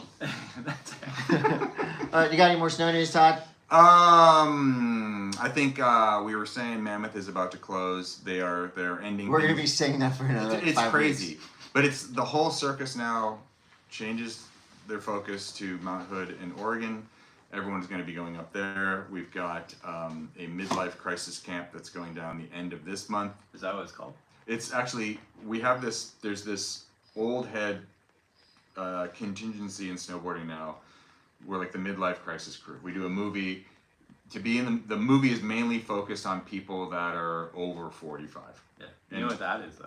What is that? DILF? Relatable. Oh, okay. It's great. Don't call yourself a DILF. No, dude. Yeah. I mean, I don't know if you're allowed to It's call all yourself switch one, too. It's all switch. That's what it people looks don't know. it looks that way. Also, if you Great want, bumper sticker. I hope that was Switch. if you want to get hyped on snowboarding, check out the new board slide Oh wait, worldwide. I want to ask a question. Okay, that what? has okay. So You I don't mean- think they should watch the board slide worldwide, or yes? no, you guys can watch it. Okay, cool. Yeah. I think you all should. But go Yeah. ahead. What's your question? I was gonna say, Austin. Well, Austin, we're gonna watch it. We're Yeah. gonna watch it. Last week there was, did we talk about the switch stance surfing Of Kai Lenny. Of Kai Lenny last week, Oh. which is Insane. it is so beyond. I mean, there's people that can snowboard switch stance really well. There's people that can skateboard switch stance. You can't even tell. This is the first time that I've watched switch stance surfing where I've been like, holy shit, his arms are in the right place. Like it just looks They look proper. insane. Why do you think? And I will pose this question to somebody. I've asked Chris this a bunch of times. If someone dropped in to Lowers and surfed a wave switch as good as Kai's, because I feel like Kai was ripping the shit out of it. Okay. If someone dropped in and surfed a wave switch, how would judges even comprehend? I mean, it's like, I feel like that's where we're going. And if surf isn't there and ready for it when it happens, it's going to be a very Christian Fletchery moment. It's a good question, and I think like you guys' background in skating and snowboarding is like the compass here, right? Which is It's the hardest. Switch and surf is the hardest one to do. right, but I think it comes down to functionality, right? Because in skating and snowboarding, at some point with your rotations, you're going to end up switch, but your run's still going. I think in surfing, functionally, it just happens less. It's almost like unnecessary in a way, but in skating and snowboarding, it's like sometimes your other foot's forward and you want to keep going as fast and riding as critically as you can. In surfing, I don't know if it's quite there. It's like, and I don't want to dismiss it. Like, I'm not saying it's a novelty or anything, but I don't know if the functionality is there in surfing like it is in these other sports. I will say that if you let's just say, for instance, at the event that's happening, the Lexus Lowers Pro, Good Presented by job. Outer presented by Outer Known. Let's just say the left is working much better than the right. The right is closing out. People are getting huge scores on the left. You're a stronger forehand surfer than you are backside, and you've mastered going frontside on a left. If you're like your natural if you're foot, regular but- foot. Yeah, okay, right. gotcha. Yeah. You only go frontside. Well, it's not that. It's like, but if you could potentially string together a bunch of turns, and I know Italo is very good at surfing switch, but I'm just saying that the way that Kai was looking doing it, you can kind of tell Italo's is doing it opposite footed. So here's my question: in skating and snowboarding events, if someone does something switch, does that automatically increase the score line compared to not switch? It does. Okay. Yeah. You look back at Bob Burnquist, the famous, infamous run where half of it was switch. Right. He broke skateboarding vert because of what he was doing. Now, in that case, the tricks weren't quite as big or necessarily as good, Right. but the fact that they were Oh, switched. shock. So, in the case of surfing, I do not speak for the judges or the WSL unless I'm actually on the WSL microphone. But I will say the judges know. Okay. They know how difficult some of these errors are. They know now that, like we've been seeing it quite a bit in the past few years where somebody will do a crazy error, they lay on their back, Yeah. and they get up. Yeah. All right? Mhm. 5 And years be ago, rewarded. 5 years ago, that's an 8, that's a 9. Now it's like, that's a 3. And so Right. they know what's hard. So I feel like, Like a switch barrel. Like There's- a switch barrel at pipe. well, there's only 1 or 2 people right now that can surf well switch, and that you could maybe go, oh, is Kai letting goofy or whatever? Mm. So let's say Italo or somebody has been secretly practicing switch and comes out in a heat and like blows up a wave switch where if you didn't know which stance they were, they would still be at that elite level. Surfing at least a 6 by virtue of them surfing. Like, if you're just looking at it, being like, that's a 6.5. Right. But then you're like, holy crap. It's just going to take one or two people to really blow it up to do it. Like, you know, what's this, the Tahitian kid? Cali. Yeah, Cali Vast. Switch barrel in the final. Right. He got an 8, 7. Yeah. And it was like, it wasn't, if he would have been normal stance on that wave, it probably would have been a 6, a 6.5. But I think he got a 7. Okay. So I think he did get So credit. it's starting to creep. I mean, barely. I feel like it would add such a different dynamic, just like it has with skating and snowboarding. It adds something for us to talk about. It adds something for the judges to create a point of differentiation between the surfers. And if you had that in your bag, Right. and you could pull that out, I need a score. These waves are really only giving 6s. You can only surf a 6. Yeah. And if you came out and dropped like a 6, but it was switch, Right. then Well, it's combination of Yeah. major maneuvers, right? Radical maneuvers. So you can imagine, like, if somebody took off big power carve, floater, and as they're on the floater, they switch stance. So they come down and they're switch, and then and then bottom turn, and it would be undeniable. It's not possible right now yet. I don't know, dude. I think looking at how You have Italo's number. Call him. it's like looking at how Kai surfed that wave, and it was kind of a junky little wave. You know? He's different. He's a freak. Yeah. Which I think you need those forward-thinking people. Like Bob Rehnquist was kind of a freak. He had a kind of an unorthodox approach to his skating. Yeah. He was really good at the standard stock moves, but he was bored with that. I liked what Chris was saying. Like, I could see it working like as a part of a ride, Right. instead of like the whole ride. But I liked what you were saying too, where it's like, you know, there's probably some locations where you go, I'm a natural footer, I'm at Teohopu or something, and if I go on my forehand, I can take off even deeper. Yeah. So functionally, I'm going to use it. And I think the big difference, right, is it's like finite resources in surfing. Like the wave's there, then it's gone. Yes. But in the other sports, it's like it's kind of always there. So I think there might be something psychologically, and like everyone expects you to maximize that ride. But I think like where both wave pools will be changing this. I think game. that's such a good point. The event, we got to get past certain news, but the event up the road, the Switchfoot Bro-Am, is unique because it's 4 people on a team. You got to ride one wave standard stance, one wave switch stance, which I think, and it's mostly like, it's good, really good surfers, but you can imagine like at a wave pool or something, surf ranch, similar concept. Yeah. Slater going, you have to go, let's say you have to go switch and like only go front side on 2 waves and switch and only go back side on 2 waves. Like something like that, a fun kind of novelty thing. Yeah. That could potentially See, that's what be I the think. seed. Everyone was always talking about how boring the event was at Kelly's pool. That is the part of it that would make people be like, okay. Remember Griffin a few years ago, this is several years ago now, but he had that free surf where he did the reverse and then rode the barrel like fins first. Yeah. And that was like the most exciting thing we'd seen there. And like, that's kind of the potential of these wave systems, is to test different lines and different attempts. Mm-hmm. And this is a full kooky question, I'll lose whatever's left of my credibility here.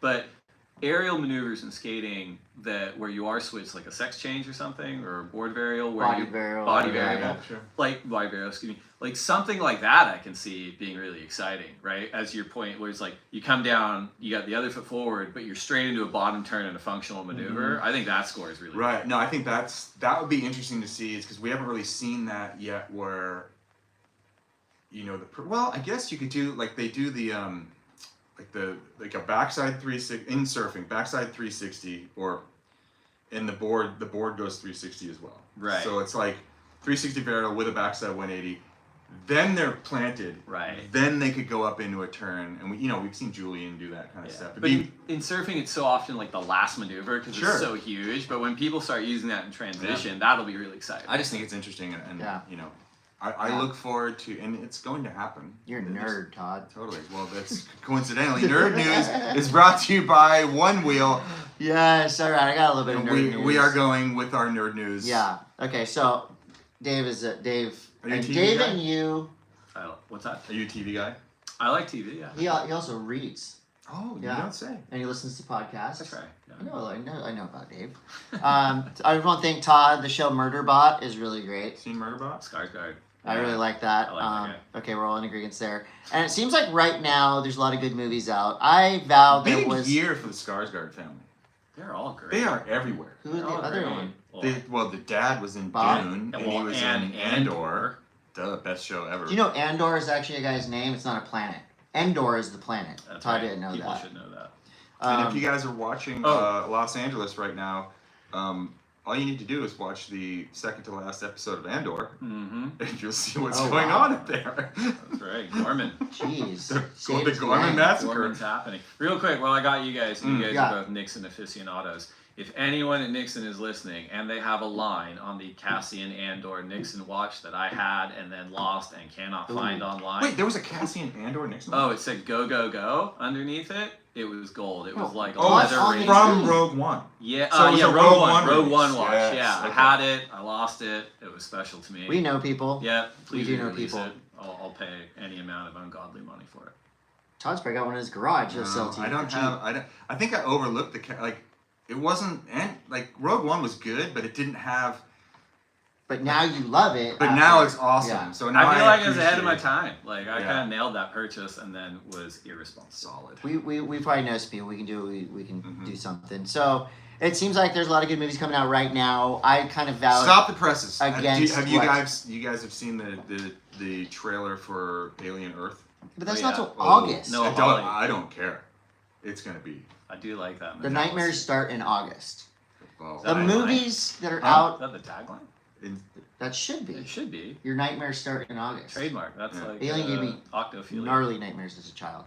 Okay, we've been here for 7 hours, so let's keep going. Good show. So I vowed not to go to the movies again after I went and saw half of John Wick 4. I don't know how long that was. This guy was coughing behind me. The popcorn was not good. I wasn't coughing. I like them, not him. This other guy. You don't know him. You were just bummed because they didn't But- have a good popcorn bucket. Have you seen? Oh, yeah, have you seen the Dune Dune bucket. popcorn Where bucket? is it? Oh, there it is. If you want to take it after, it's up here. You can't have Right it. there, you can use Grab it. What is it? You can borrow it. You gotta clean it. Worm sign. That's pretty good. So if you're not, if you're listening, not watching, Yeah, we're showing. these I'll are a hot the, commodity. Oh my god. Yeah, So you can use it, but you have to clean it. yeah. I give it back Okay. next week. We'll leave that here. If I can get to this question, we can end this podcast. Oh, we do have a ton of I questions. don't want it to end. Okay. I'm having a good time. So there's a couple good movies seemingly out in the theaters right now. Any of these movies going to bring you guys out into the theaters? Wes Anderson, The Phoenician Scheme. I'm intrigued by it. I love Wes Anderson Yeah, stuff. me too. Although I will say I'm like an old dude and I like the subtitles on everything now. See, so the movies are yeah. tough for me. I like a Wes Anderson to me is fine at home. Wait, you watch subtitles with all your shows? Yeah, and I'll tell you why. Because I watched Tenet for the second time when it came out on the iPad with the subtitles on. And I was like, Oh, you're like I get missed it. most of what happened in this movie. Really? Yeah. And then I just left them on. I'm like, this is so much Dude, better. hot tip. I do watch subtitles on a lot of shows too. The new John Wick spinoff, to me, it's an airplane movie. Mm. What do you mean? Like the old airplane movie? No, it's Oh. not. Leslie is I not speak in Leslie jive. Nielsen's not in it. Intriguing. There's Go to on. me certain movies just come out and I go, no, that's an airplane movie. Like new Mission Impossible, undeniable, it's great. great It's the last airplane movie. Yeah, it's the last one The ever. very last That actually might be a good theater movie because of all the stunts and the parkour and the Tom Cruise stuff. I will go see Uh-huh. I will see the new Jurassic Park in the movie Okay. theater. Our kids are probably too old. How old are your kids now? 11. 11. Are you gonna see Karate Kid Lilo and Stitch or How to Train Your Dragon live action? They haven't gotten into Karate Kid yet. They did like Lilo and Stitch, but they're not like really animated about it. I think they're heading into middle school, and we just started rewatching Stranger Things. There you go. That's kind of their vibe at the moment. Which Perfect timing. you saw the Stranger Things final season is coming. I think it's being released in 3 blocks. So it starts in October. There's 3 different blocks of the show. 3 episodes of 4. Oh. And I believe it ends on New Year's Eve in 2026. Wait, it's not a movie? 2025. No, the it's TV show. Oh, okay. the TV show, but they're You haven't releasing seen it? Is it Stranger? Stranger Things. No, You yeah, love it. I've seen it. Okay. I've seen it. I thought the new one was in like a motion picture. Oh, right. I didn't know it No, was a... they're releasing it in like kind of like blocks like Andor was. Okay. That was smart. Yeah. Those kids are gonna be old. Yeah. Okay, so questions. She's married now. Yeah. Oh my gosh. 11. Save it. Finn Wolfhard's in like a band. Really? Oh yeah. Yeah, He's in an Good. indie rock band. Better. I They're heard good. you They're should not as get him good. to He open up looks for like he should Sunbender. be good. They're not as good as Sunbender, but they're No, pretty who good. is? He's almost as handsome as the bass player of Sunbender too. Oh, we got questions brought to you by Vessel Shipping at Vessel App. Okay, here we go. Brad wants to know, Chris, I'm a huge fan of the show. That's so weird that this would be the first question. Can you give a quick shout out to my daughter Josie and any prediction for tonight's Padres-Dodgers game? Hi, Josie. You're awesome. I know why your dad named you Josie. It's after one of the best Steely Dan songs there is. And as far as the Dodgers-Padres go tonight, Padres are going to win. He doesn't know what I don't baseball care. is. Do you care? No. Okay. Would you ever throw the baseball out? I've been trying to throw the How have they baseball not out. asked you? Yeah. You're Can like you San Diego help me? royalty. Dave, you help me? Yeah, sure. Would You you got be full? Would you be scared? No. Do you think you'd hit the mitt? Oh, yeah. Okay. Okay. Terry wants to know, a lot of athletes are superstitious. Do you have any superstitious rituals you do before riding, skating, or surfing? Or let's say announcing or a big event thing we have to Writing an cover. email? What are some of the craziest Agreeing pregame to things. rituals? Sitting in a room. Do you know, what are some of the crazy pregame rituals that you see maybe behind the scenes at an event that now they do an amazing job of showing everything? Yeah. I don't know if I have any good stuff. I mean, each of those 8 Red Bulls could be a good pregame thing, jumping up and down. Man, that's a good question. Now I'm drawing a huge blank. Yeah, I mean, most of them now just go into like meditation mode with the headphones Right. on. Yeah. Like, but And that's normal now. I guess it is now. Like, I mean, we've been talking about the past and like shredaphilia, excuse me, and people pounding beers on the beach, Matt Archibald style and stuff like that. Haven't Yeah. seen that in a while. Yeah. Just taking the but- edge right off. The pregame ritual used to be staying up all night. Well, the dumpster diver year with Dane at Lowers, remember he got sick because he's like, I threw up before my heat because I had some gas station fruit on the way down here. And I'm like, see, relatability, man. There you go. Whomst amongst us? I feel like I used to wear the same socks at every contest. Oh, Like I had really? like weird little things like that. What about at Sunbender? What do you do for Yeah, that? what do you do? Surely. Well, it's not really legal, so I can't talk about it. No, I mean, it's... My mind goes blank. It's kind of like what we were talking about when you're about to ask a question to somebody, you forget their name. I'll stand up there before a song, and I'm like, right before it starts, I go, I have no idea what this song goes like. But then if I can get the first part, then I can get the rest of the song. Yeah, Not right. saying that I play them well every time, Mm. but yeah, I just go blank and panic. I heard Robin Williams would do the same thing. The late great comedian would go into like a trance-like state and be like as still as he is in his existence, and then immediately come out of it and be Yeah. Robin Williams. Yeah. I mean, it happens when I write sometimes. Like, I'll literally start the thing, and then it just kind of like comes through me, and then it's like, it's done, and then I go, whoa, like, how did that just happen? Channeling. I feel like I've seen Mick Fanning reach into the ice cooler and put ice on his neck. Oh, interesting. I feel like he did that in New York. Just Mm. reached in, Oh, ice on his neck. And then- I'll bet Kelly's got some. what about rituals. what if the Kelly Slater push the water the thing? splash? Oh, The yeah. little Yeah. splash. Yeah. He's been asked about it, but Yeah. will he say anything? I don't remember the last time he was asked about I it. think he said it's like just a little like spiritual Yeah. sacrifice to the wave gods. That's such a good one. It's so low key, but he does it every. But maybe he just got mad one time and then made that story up to fuck with his competitors. Yeah. And now Probably. they're like everyone's That's a splashing Kelly-ish water. response. Hey, are you going to go on this one? Devin, longtime listener, bro of the show, is asking, is learning to surf over the age of 50 harder than learning to skateboard at the same age? Yes. Mm-hmm. Learning to surf past 20 gets harder and harder with every decade, I think, because the muscles that you use to surf, if you hadn't developed them at like a young age, it's just like, it's really frustrating and annoying to have to paddle in waves. It's like, I think it's harder. But one of my skating, favorite if you things fall after 50, it hurts is more. watching dudes that are so jacked, like just think they're gonna go out in the water and like not knowing how to use all that muscle is pretty entertaining to me. Yeah, Yeah. I mean, well, like, you know, they have a how to surf Nazare helpers online these days. Surfing Nazare is actually easy after 50. After If 50, you read the article. Hana Lee. after 50 beers. Hana Lee, another one of our show favorites, is asking, a few times I heard the WSL commentators say style is not part of the judging criteria. Well, why isn't it? And who is one surfer who could benefit from it being an explicit part of the criteria? Well, Solid question. it is technically part of the criteria, and that comes in the way of flow. Right. So if you have a crazy style and you're herky-jerky and everything down the line, that's going to take away from the flow element. Would flow be considered overall impression? Yeah, I mean, we kind of go back to the most passionately watched, subjectively scored sport on the planet. Interestingly enough, before the season started, we work with our CT surfers to get like a ton of insights, and we do like anonymous surveys. And one of the questions in the preseason was, should the word style be officially added to the judging criteria of like speed, power, flow? And I think it was like an overwhelming yes. So it'll probably be added in future. Wow, interesting. It probably does take that subjectivity and pours like kerosene all over it, right? Oh, yeah. Because everyone's got a different theory on what good style looks like. But there are some styles that look like hot garbage, and you know. Most popular breaks around the world that are like, you know, when there's 100 people out, you'll see some of the worst styles ever, and it's fine. It's like to each his own or her own. But I think, yeah, the word style, it's kind of like that is, to me, style and flow, they go hand in hand. It's kind of what you're doing between your maneuvers, what your hands are doing. I think most people can agree. They're like Tom Curran and Stephanie Gilmore have really great styles. Mhm.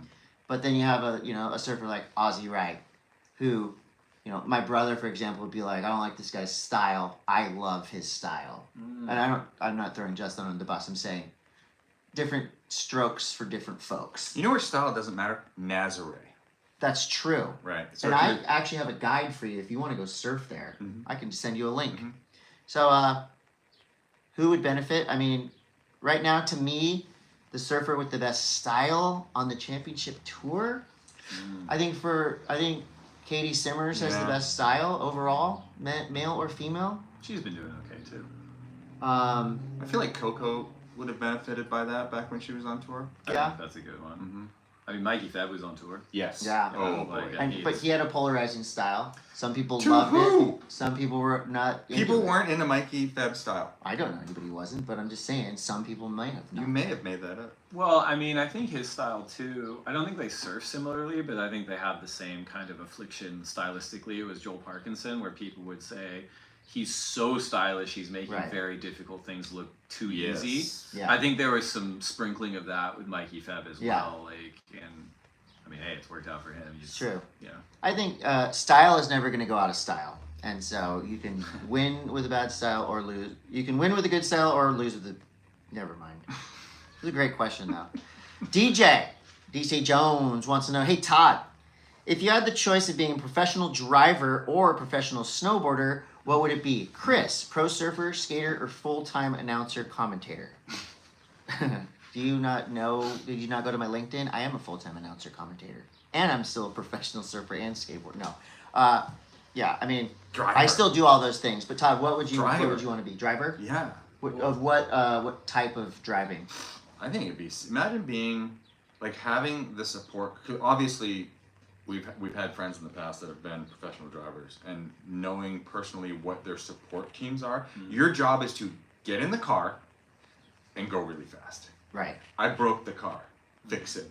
Like, you're not fixing We're it. gonna fix it in 10 minutes. Yeah, people are fixing it. Can you imagine being, like, having all that support, being a Formula One driver, Oh my gosh. and then also being like one of the highest paid athletes on the planet. They all have yachts. Yeah. What do you think they drive rental cars like? Do you think they drive really slow? You know, they get whatever rental car is like, oh, you're a Ferrari driver? You get any Ferrari you want. Yeah, but like wherever you're at. Do you think that they drive on like the 5 like psychopaths? Like are they just so relaxed that look, I don't have to go 200 miles an hour? I think, I mean, they're driving like McLarens and all these cars. Like they probably, I think if Lando Norris got pulled over on the 5 and the police officer had any clue, he'd be like, oh, you know what you're doing. Go ahead. You drive. You can drive as fast as you want. I feel like Oh, I was gonna say, wasn't that Days of Thunder, the Tom Cruise callback, that racing movie? Didn't they get a rental car at one point? They just raced it. Oh yeah, they were yeah. So yeah, maybe That's they gotta do be drive accurate. I do feel like Ken used to try to scare the shit out of me while he was in the rental car, just to see me freak out in the passenger seat.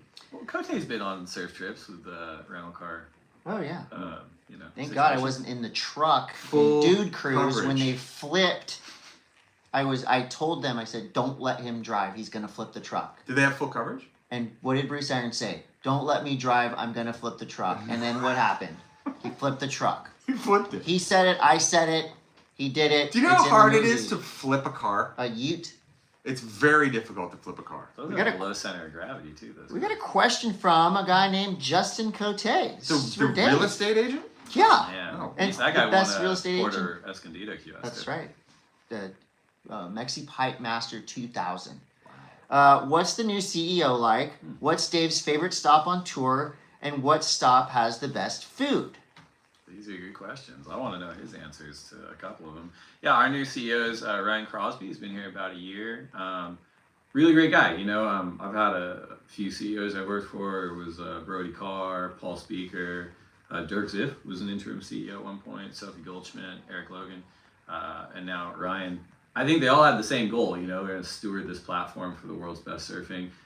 Everyone kind of puts their own stylistic imprint on it. You know, as far as Ryan's, like, he's very much like head down. I want to get the job done. I want the surfers to believe in what we're doing.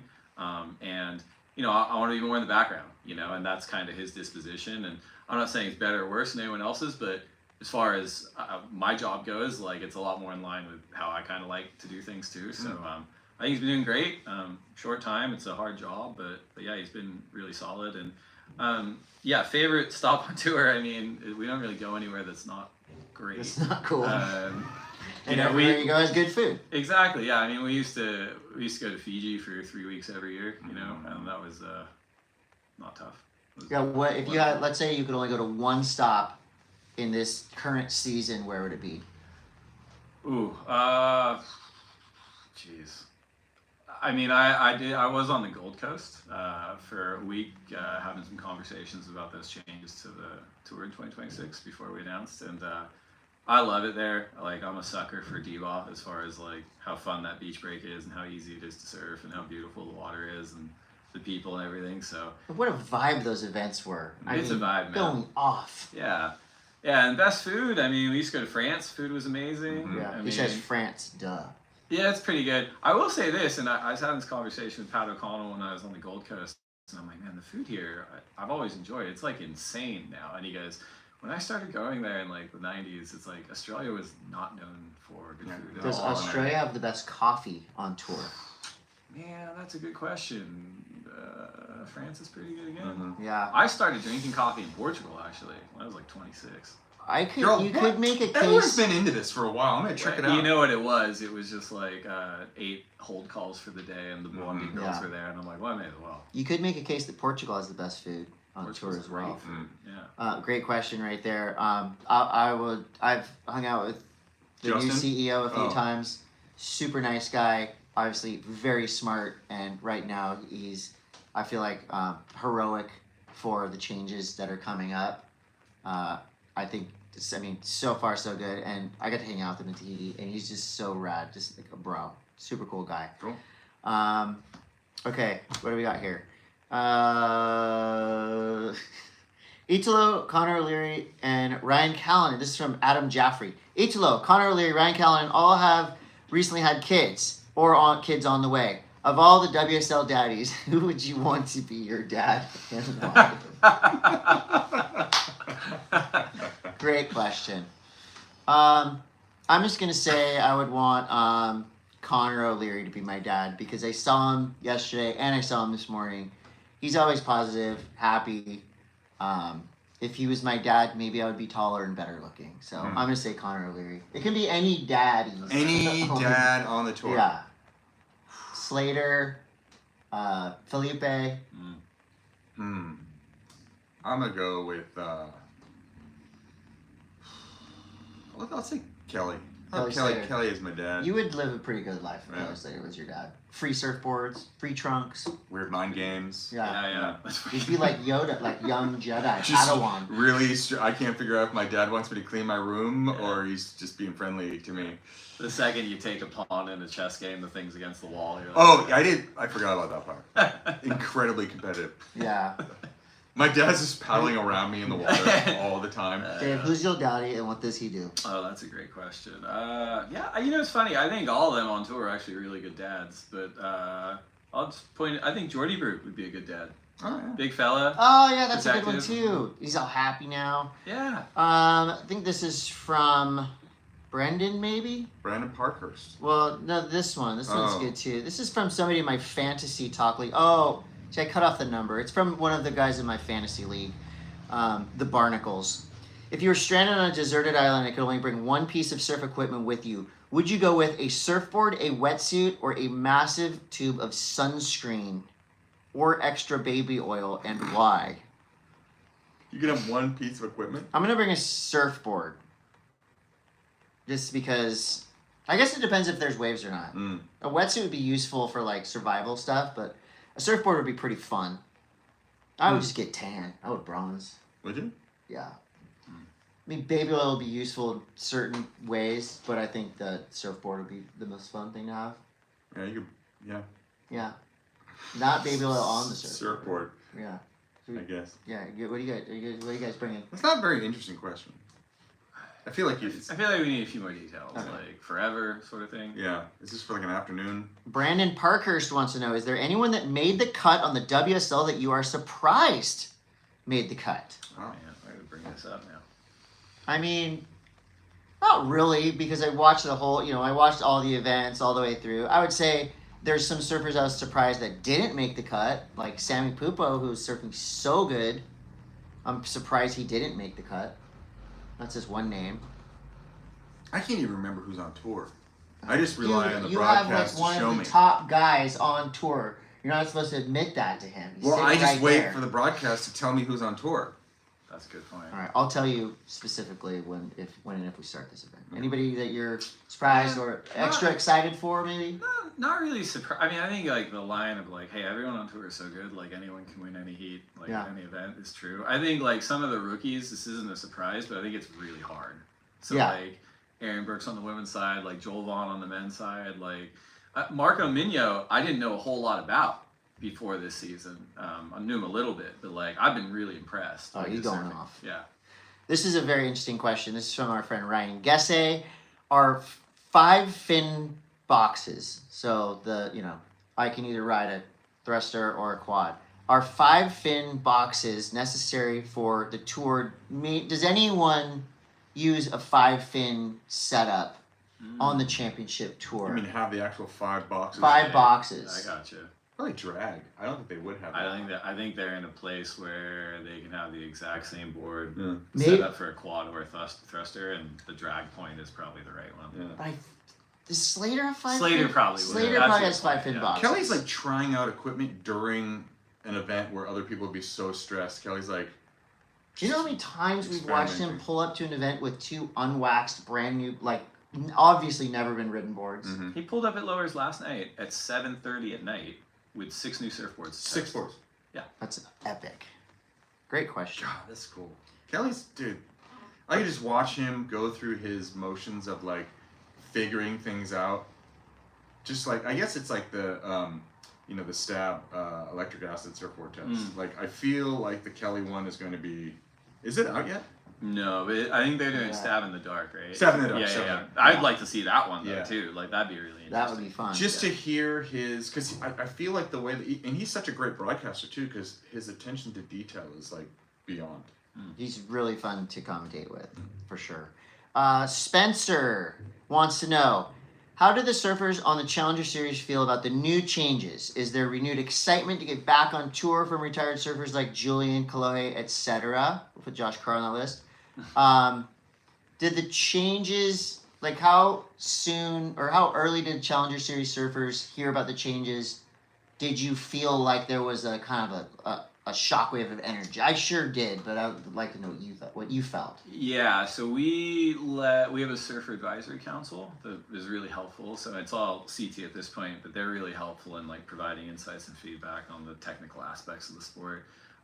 They were the first to hear about the changes to the CT a few days before we announced. The rest of the CT field heard about it the next day, again before we announced. We didn't share it with the CS surfers as kind of like there's an OPSEC challenge there where it's like, oh, we don't want to leak, and it's kind of a big deal.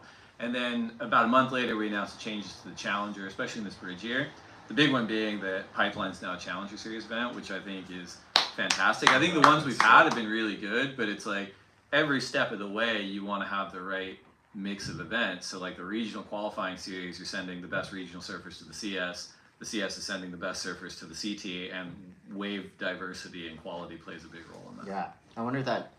I don't think it's going to vastly change the landscape of the next season, but I think it's awesome. It's just something It's going to be entertaining. Just new. There's a question. A lot of surfers are into jiu-jitsu. Have you guys ever considered letting surfers fight on the beach? Between heats, it works wonders for hockey. Has there ever been a surfing/fighting event that we know of besides the heyday of the penalty whistle? Yeah, has on there been anybody in the last couple of years who've like egged out in the water and like yelling at each other? The last near fight was between an Australian surfer and a Brazilian surfer In the in water. a shower. After. When The was best that? fights happen in the showers. Remember Where were- Nick Campbell and Andy Irons? Sure. That was a big one.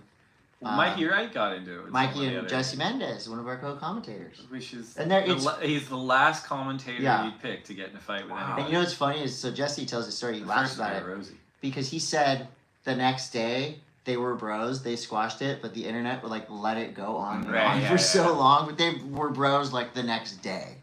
So That's interesting. I think that is something that you don't really see. I Because don't there is like fights. I don't either, but there definitely is there are some people who play the game in the water better than other people. Yeah. Like the intimidation game. And they push it to the limit, like, Push it to the limit. you know, just like the priority game and all Right. that stuff. Like, there are definitely people that play the game better than others. Some people surf better than others. Some people play the game better than I others. think it's just very professional now. Like these are professionals. They know what's at stake. If you came in from a heat and punched somebody in the face, like your career is going to be severely Yeah. Everyone's a hindered. brand now. I think Yeah. is the difference, right? And I don't like violence. I'll watch UFC, but I just Well, that's the interesting part different, about the right? question, right? Because in hockey, it's like it's not manufactured violence. Like that's people. It's real. It's real. Yeah. But it's also expected. I guess, but maybe we could have a pressure release, like. Yeah. Name your champion. It's a different league. We're only going to qualify 7 quarterfinalists. The rest of you are going to be it out in the octagon. For And the you last can spot. pick anyone from the audience to represent you in a fight. Oh my gosh. That's how you can bring the audience. Yeah, okay. Oh Paul. Oh. Why not have an up and coming surfer be a wild card instead of retired surfers who are irrelevant? I think you're talking about Kelly Slater. Am I reading between the lines here right? Kelly Slater's irrelevant. Paul Tavar is Bro. very opinionated. Bro, Up and coming come surfer on. being a wild. Well, It's Kelly Slater. the reason is that they want eyeballs. I You want people to watch Kelly Slater. People either want to see Kelly get trounced by the next generation, or they want to see him destroy the next And we generation. do, if you're talking specifically about trust, we do have up and coming surfers. Dimitri Poulos announced as a wild card, Ventura. highest ranked. Mhm. Yes, neighbor yes, of surfer yours. from North America.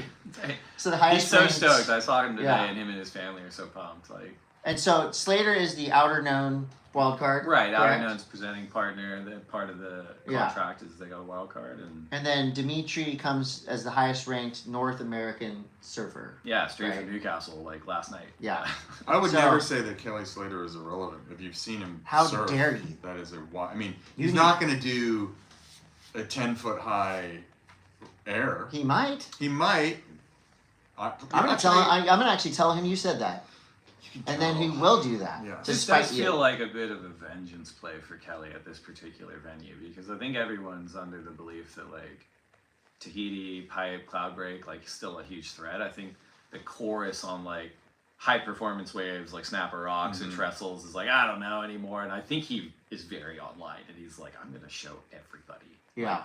Well, I think He's still so crazy. I was- It's good. Michael Jordan stuff, Yes. like competitiveness, you know. I was doing a stand up for Inside Pro Surfing this morning, talking about Slater, and I'm just like, Was it funny? Yeah, was it actual stand-up?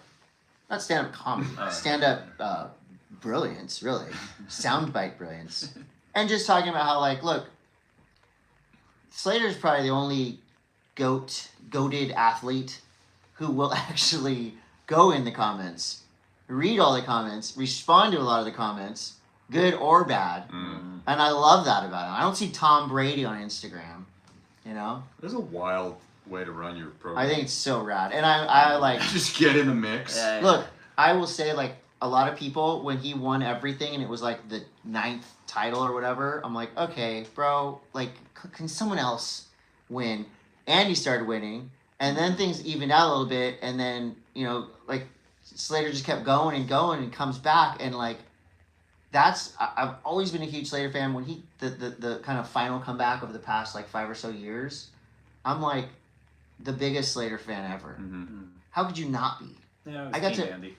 Mm-hmm. Well, I was Team Andy as well.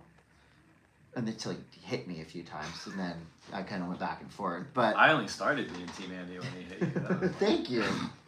Okay, last question. We gotta get do something else. Did you guys have to go back to Lowers now? We gotta go back to Lowers. I think they called it on. Actually, That's right. It is tomorrow. My phone's recording, so I don't know if they texted me or not. Last question is: have either of you ever surfed Canada? If so, where and how was it? No, I would I love haven't. to. I fantasize about Yeah. Canada. I almost went on a trip to Canada in high school. Tofino. They're very protective about their spots in Tofino. Yeah, but I bet if you went up there, they would be cool. I wouldn't tell anybody. Maybe you have. I heard you were gonna go up there with GoPro in your mouth. Mm-hmm. Both mouths. Yeah, double mount.